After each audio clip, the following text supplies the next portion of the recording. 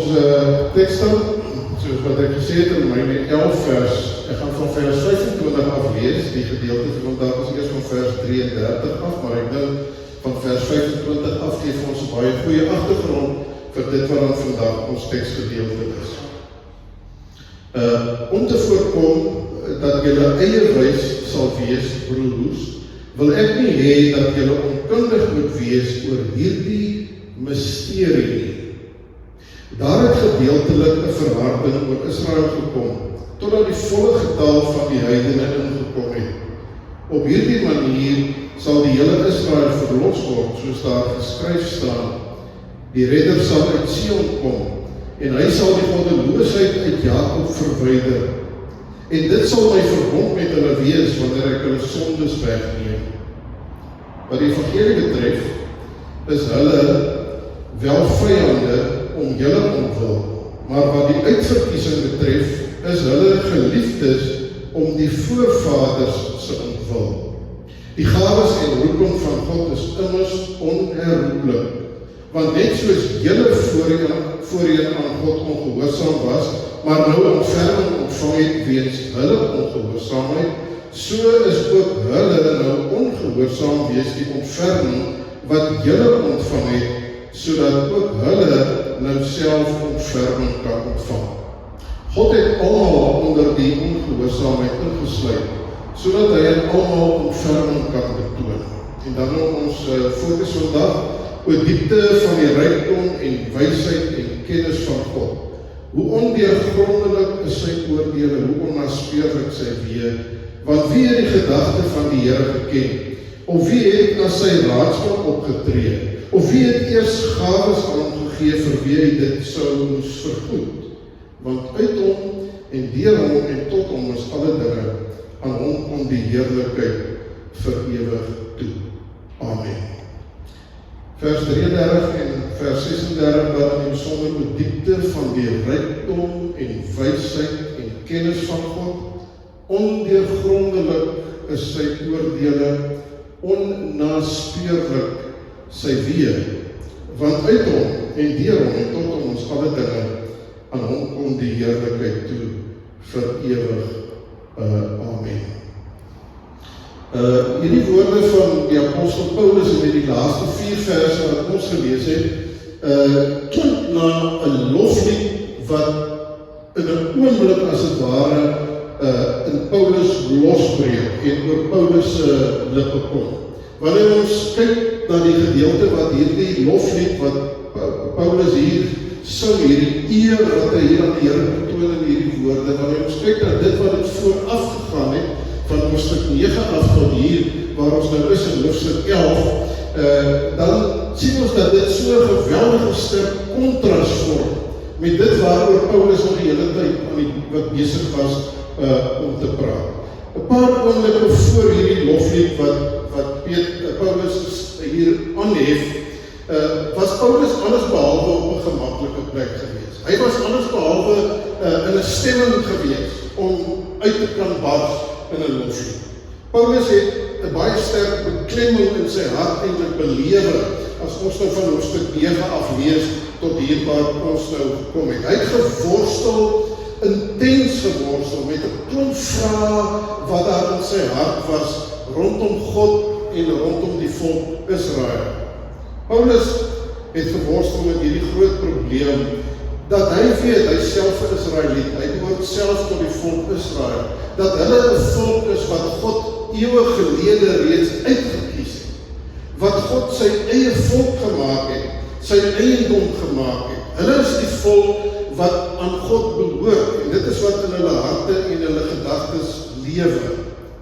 En nou bevind Paulus, nou nadat hy self tot die geloof gekom het in die Here Jesus daar op die pad van Damaskus, besef hy nou skielik maar dat sy volk, die Israeliete, net soos wat hy verlore was voordat hy die Here Jesus Christus gevind het, net so is die volk van God, die Israeliete, net so is hulle ook verlore sonder die Here Jesus Christus. Nou Paulus het onder die werking van die Heilige Gees, het hy geweldige insigte gehad oor wat God besig is om te doen, en daarom is daar so baie in die Nuwe Testament wat ons kan lees van Paulus en hoe God op die ou end hom deur die apostel Paulus ook aan ons bekend gestel het en verder geopenbaar het. Maar hier in hoofstuk 9 tot by vers 11 vind ons op Paulus wat daar sit as het ware, of hy nie hierdie antwoorde het wat ons van hom verwag dat hy behoort te hê. Dat Paulus hier sit en worstel met God en dat daar in sy hart 'n klomp emosie is.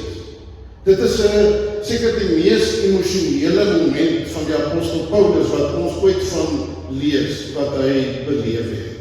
Hy sit daar met 'n volk waaraan hy behoort, waarvan hy tot die besef gekom het, dat hierdie volk eintlik hulle rug op God gedraai het. Dat hierdie volk eintlik verlore is.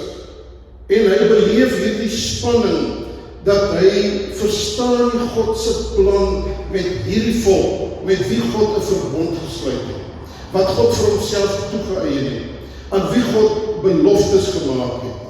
En nou, skielik, blyk dit net asof hierdie volk verlore is. Sonder Christus. En dan sien ons in die begin van hoofstuk 9, die eerste paar verse, sien ons dat Paulus innerlik ontstel is, dat hy innerlik ontwrig is. Hy praat daarvan dat daar groot droefheid binne in hom is. Daar is groot hartseer. Daar is onophoudelike pyn in my hart, sê Paulus. Hy sit in hierdie hoekie waarin hy hierdie intense emosies beleef. En dan sê Paulus selfs in die begin van hoofstuk 9, sê hy selfs dat hy selfs bereid is, mag God eerder maar vir hom vervloek, as wat God nou sy volk Israel vervloek, omdat hulle nie aan die Here Jesus Christus vashou nie. Ek is bereid, sê Paulus, om die prys te betaal ter wille van my volk. So Paulus is intens ontstel. Hy weet dat hierdie volk van God eintlik so naby aan die waarheid is, dat hulle aan die God en Vader van die Here Jesus Christus behoort het, deur al die eeue heen. En nou skielik lyk dit asof hierdie volk net eenvoudig verwerp. Dit is vir Paulus te veel vir sy hart en vir sy gedagtes. Hy vra die vraag ook hier, maar het God se plan wat hy dan gehad het met die volk Israel, het hierdie plan van God dan nou op die ooit op 'n mislukking uitgeloop? Het God sy beloftes teenoor hierdie volk op een of ander manier nou vergeet, dat ons in hierdie situasie sit, dat hulle wat Israel is, hulle wat Jode is, maar nie in die Here Jesus Christus glo nie, dat hulle uiteindelik mense is wat verlore gaan, wat op pad is hel toe, so naby aan God, en tog terselfdertyd so ver. En as ons nou so lees hoe Paulus in hierdie hoofstukke besig is om te redeneer oor hierdie stuk pyn wat hy binne homself beleef, dan sien ons dat hy met 3 gevolgtrekkings as het ware na vore kom. Paulus besef net, God werk anders as wat ons koppe en ons gedagtes werk. God werk anders as ons logika. Ons sou dink dat God die pad wat hy begin loop het met hierdie volk Israel, dat hierdie pad net eenvoudig eenheid sou verloop. Dat Israel, die wat Jode is en wat op God vertrou en wat probeer om hom te dien en om te verheerlik in hulle lewens, dat hulle op die ou end maar gered sou bly. Maar nou blyk dit die teendeel.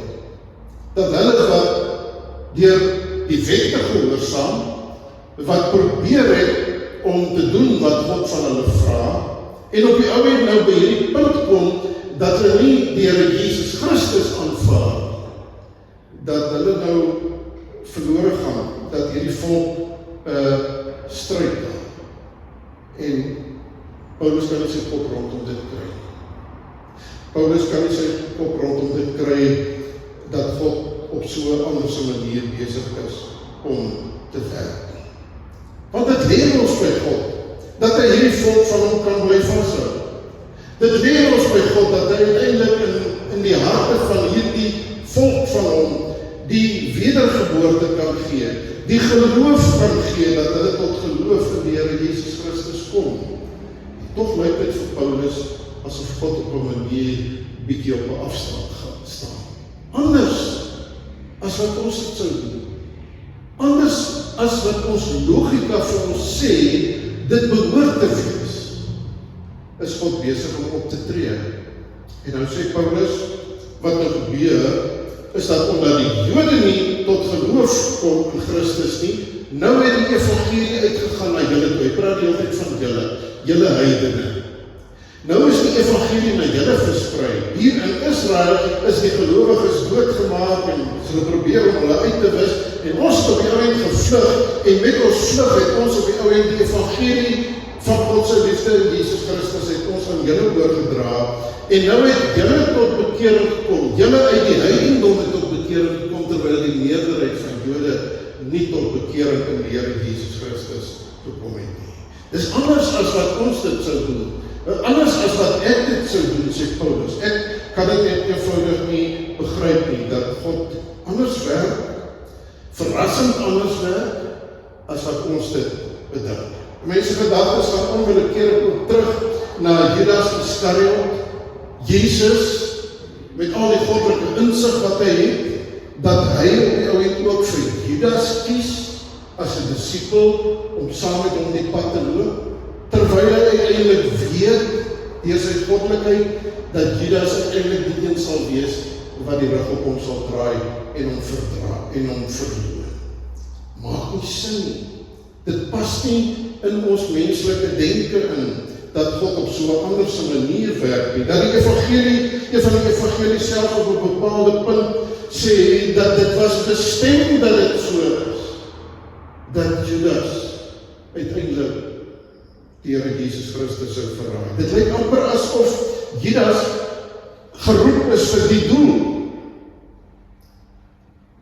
En ergens aan ons nie die liefde en die genade en die getrouheid en die goedheid van God by hierdie dinge uitbring. Maar Paulus sê, daar is ook nog vir hom iets anders wat hy oor dit wil noem in hierdie paar hoofstukke van 9 tot by 11. Hy sê dat hy self het tot daardie ontdekking gekom, en in sy redenasie nou, hoekom Israel op die ou end nou verlore gaan en nou word die heidene gered, in sy redenasie kom hy nou by hierdie besef uit, dat uiteindelik is daar net een weg. In die Ou Testament was die weg daar gewees, dat deur wetsgehoorsaamheid die mense se verhouding met God herstel is, en dat deur die offerandes wat gebring is, hulle verhouding met God herstel is. Die verlossing was baie afhanklik van hulle self, in watter mate hulle getrou en gehoorsaam en reg kon leef voor die aangesig van God. Maar nou, met die Here Jesus, is dit wat in die Ou Testament gebeur het, is dit nou voltooi. En uiteindelik is daar net een weg. Daar's net een manier om tot God te kom. Daar is net een manier om gered te word. En dit is deur die geloof in die Here Jesus Christus. Dit is vandag nog steeds iets wat vir ons moeilik sin maak, wanneer ons so baie ander mense sien wat nie gelowiges is nie. Maar is die pragtigste en die wonderlikste gesinne wat jy kan sien. Dis mense wat so lief is vir mekaar, so omgee, en wat sulke pragtige en wonderlike kindertjies het, maar hulle glo nie in Jesus nie.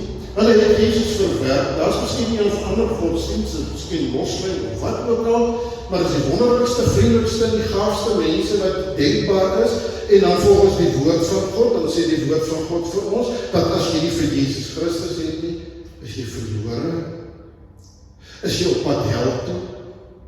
Selfs daar die kindertjies van ongelowiges, die pragtige, wonderlike kindertjies, selfs daar die kindertjies verlore en op pad hel toe. Net soos die volk Israel, die Jode uiteindelik, wat die Here Jesus Christus verwerp het, op pad is na die hel toe, want daar's net een manier om gered te word. In Handelinge staan dit ook so geskrywe, dat daar is net een naam onder die hemel gegee waardeur ons gered kan word, en dit is die naam van Jesus Christus. Geen ander manier. Johannes skryf in sy eerste brief, hoofstuk 5, ek het al so baie vir julle gesê, en by geleentheid daaroor gepreek op, om vir ons te sê, dat hy wat die seun het die lewe. Maar hy wat die seun van God nie het nie die lewe nie. Wonderlikste, gaafste, vriendelikste, wetsgehoorsame Jood wat jy kan kry, as hy nie vir Jesus het nie, het hy nie die lewe nie. Die hele tyd is Paulus hiermee besig in hierdie hoofstukke. Jy kan net gered word deur genade. Nie deur dit wat jy reg kry, soos die Jode gedink het, hulle kry baie reg, en vandag nog dink hulle kry baie reg. Jy kan nie gered word deur wat jy doen. Jy kan net gered word deur God se genade. Paulus is oral in hierdie hoofstukke. Of jy Jood is, en of jy 'n heiden is, of ons wat vandag leef, dan sê dit hierdie een manier om gered te kan word, en dis binne 'n verhouding met die Here Jesus Christus. Alleen deur geloof in Jesus Christus is daar verlossing. Die derde ding wat vir Paulus baie duidelik uitstaan in hierdie gedeelte, is dat ten spyte van al hierdie onsekerheid, God bly getrou. Dis nie dat God nou ergens deur mekaar geraak het, en dinge nou op 'n manier doen, wat nou eintlik verkeerd is. Maar die manier hoe God besig is om te werk, dat hy selfs sy volk, Israel, tydelik verwerp, dit uiteindelik vat niks weg van God se getrouheid nie. Hy is wie hy is. Hy is wie hy is vir alle eeue. Daar is niks wat hy besig is om te doen, wat uiteindelik nie vir hom sin maak, en vir hom in lyn is met dit wat hy in al sy heiligheid en soewereiniteit besig is om te doen. Selfs al verstaan ons nie, al verstaan die mens nie, en kan die mens nie altyd God se handelinge uitredeneer nie, en al maak het, is dit nie altyd vir ons logies nie. Paulus wil kom in hierdie gedeelte door ontdekking dat God bly getrou. Onaantastbaar is sy werke. Paulus tree ook profeties op in die verband. Hy sê dat alles die volk van God weggekwaal van hom af, al het die volk van God, die Israeliete, die Jode, al het hulle vir Jesus Christus verwerp. Bokant dit alles is God besig.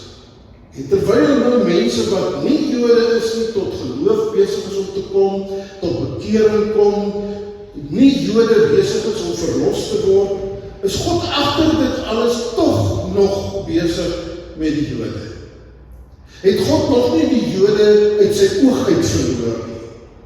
En tree Paulus profeties op en sê, daar gaan 'n tyd en daar gaan 'n oomblik kom, wanneer ook die Jode tot geloof in die Here Jesus Christus sal kom.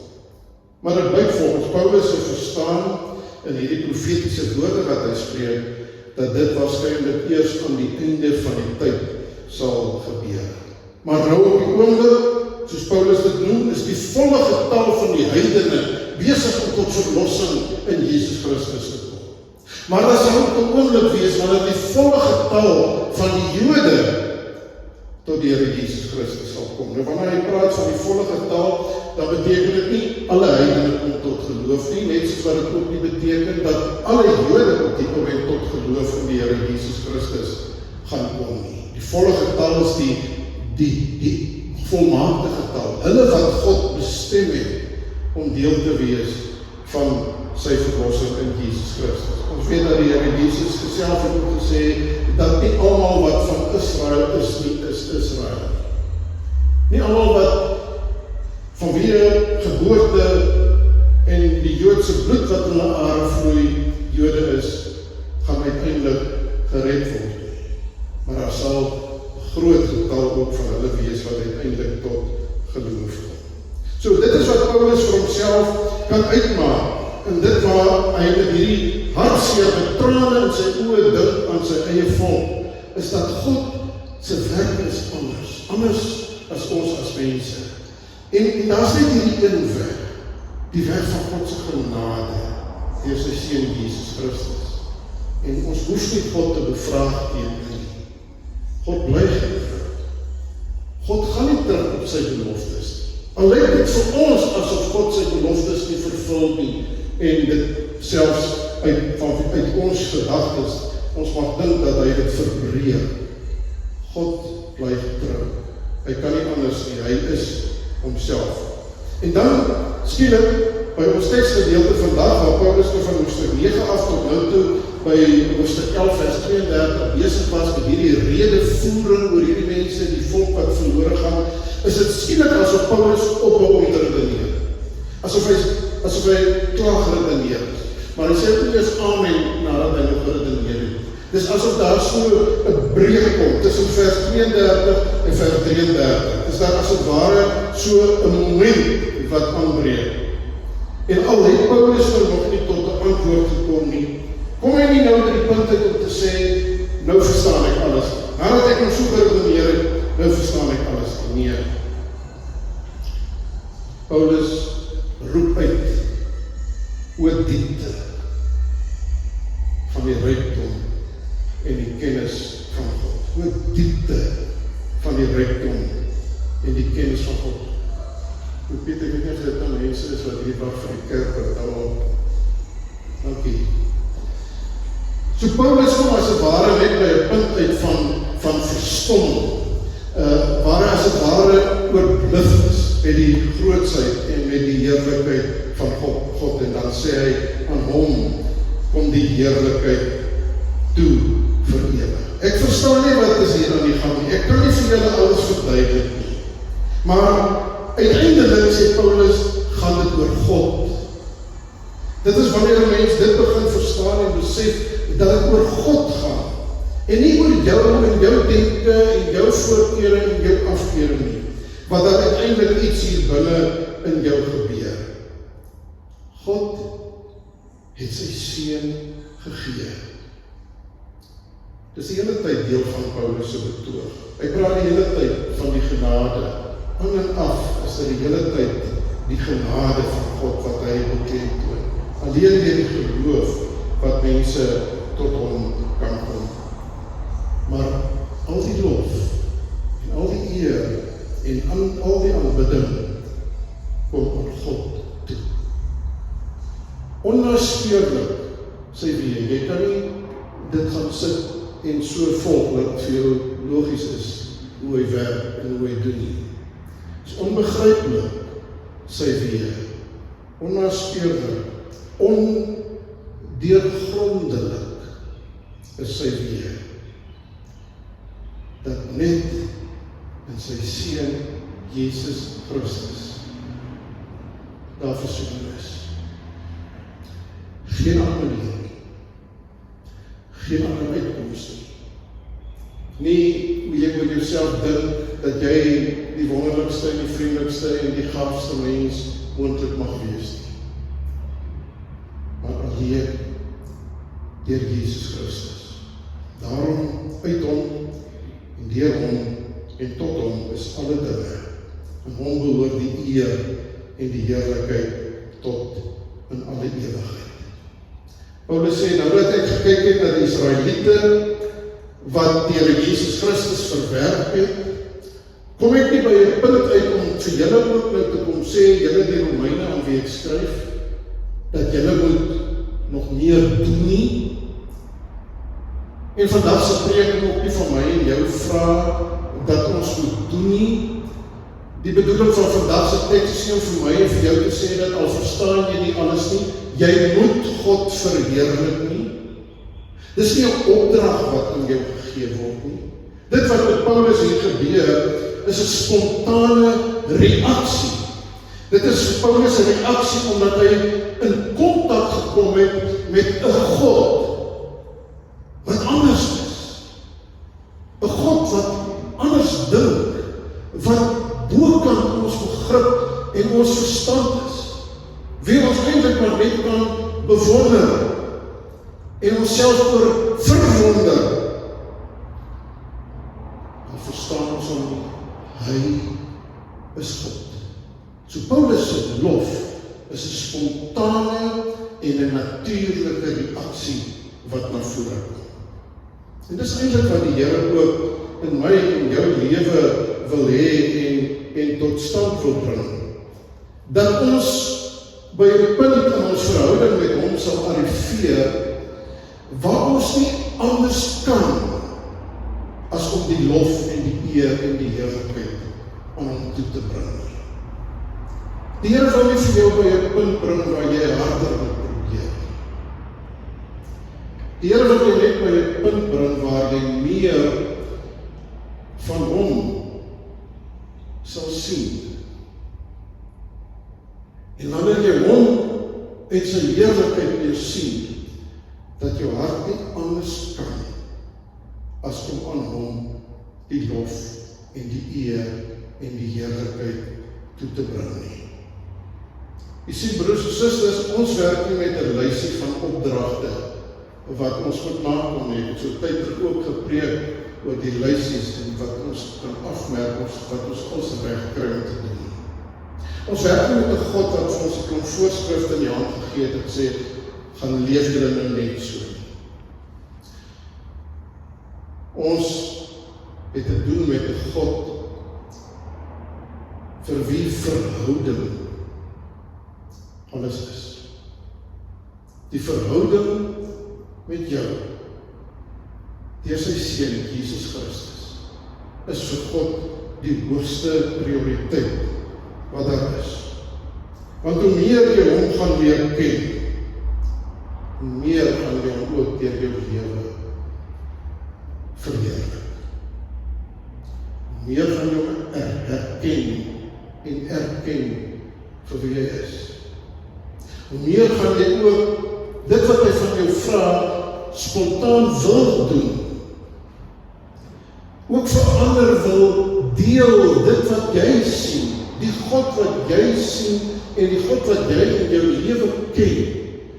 Dat jy ook wil hê dat ook ander Jode en nie-Jode en moslems en wie ook al, Hindoeïste, Boeddhiste, dat hulle ook die God wat jy ontdek het, dat hulle ook daardie God sal ontdek.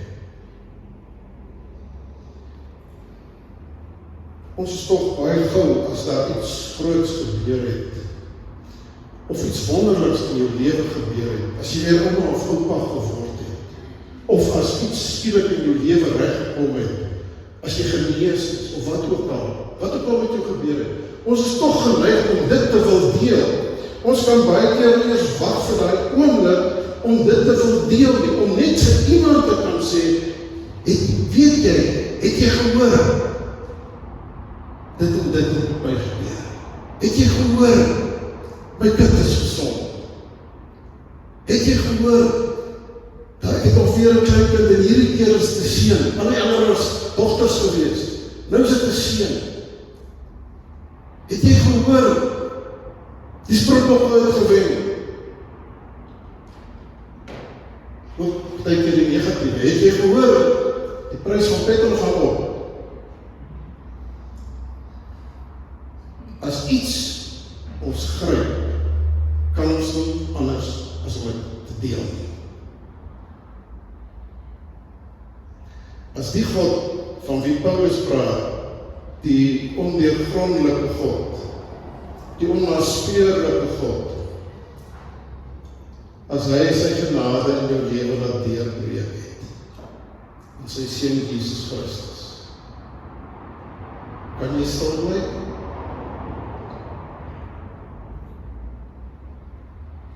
As jy in jou hart en lewe sien wie hy is,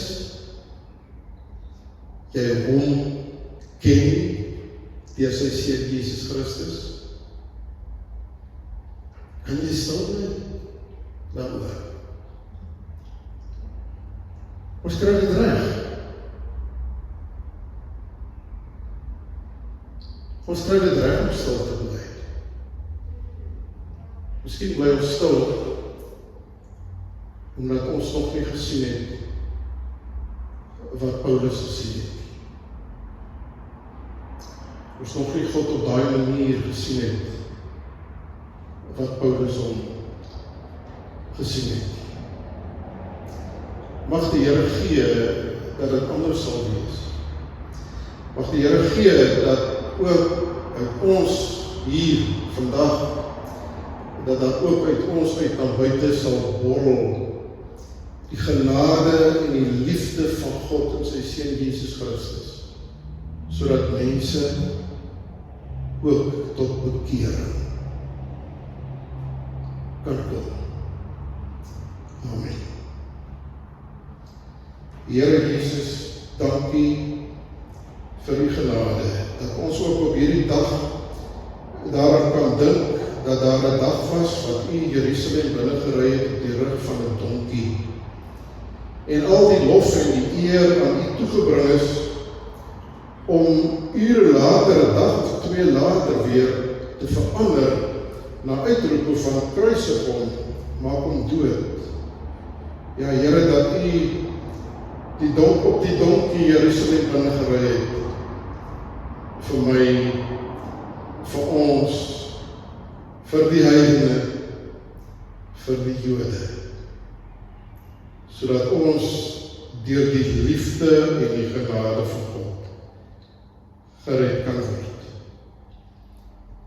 Gered is, dat ons kan terugkyk en kan sien dat op een of ander manier, om 'n rede wat ons nie verstaan nie, het u ook vir my aangeraak met die bloed wat u aan die kruis het gesterf het, gestort het vir my. Is ek verlos, alleen uit genade. O Here, gee dat my lewe sal wys dat ek deur God aangeraak is.